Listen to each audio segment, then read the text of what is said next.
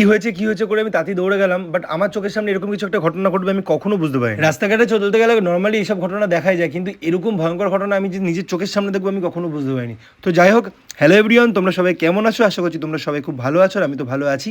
আর আজকে আমার লোকেশন ছিল বহরমপুর। দেন বাড়ির থেকে খুব তাড়াতাড়ি করে বেরিয়ে টিকিট কেটে আমি স্টেশনে এসে ট্রেনের অপেক্ষা করছিলাম। দেন ট্রেন কিছুক্ষণের মধ্যে চলে আসবে ভাবছিলাম, বাট প্রচণ্ড জোরে বৃষ্টির নাম ছিল, কিন্তু ট্রেন আসছিল। অবশেষে আমি ট্রেনের দেখা পেলাম, আর ট্রেন মামা আস্তে আস্তে আমার দিকে আসছিল। তাই দেরি না করে আমি তাড়াতাড়ি করে ট্রেনে উঠে পড়লাম, এবং ট্রেনে ওঠার পর প্রচণ্ড খিদে পেয়েছিল। সস্তায় পুষ্টিকর বালা 5 টাকা দামের খাবার আমি খেয়ে নিলাম। দেন খুব তাড়াতাড়ি করে ঘুমাতে ঘুমাতে নেমে গেলাম বহরমপুর স্টেশন। আর যত লোক মনে হয় বহরমপুরেই নামে।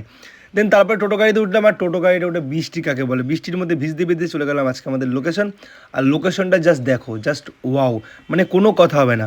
দেন তারপরে ওখানে গিয়ে রেডি হলাম। রেডি হওয়ার পর আমি ক্লাসটা স্টার্ট করি মুর্শিদাবাদ মডেল হান্টের আজকে সেকেন্ড গ্রুমিং, এবং ক্লাস শেষ করে আমি আবার স্টেশনে এসে ট্রেন ধরে বাড়ির দিকে রওনা দিলাম। আর সবাই ভালো থেকো, সুস্থ থেকো। ব্লগটা কেমন লাগলো অবশ্যই কমেন্ট করে জানিও। টাটা।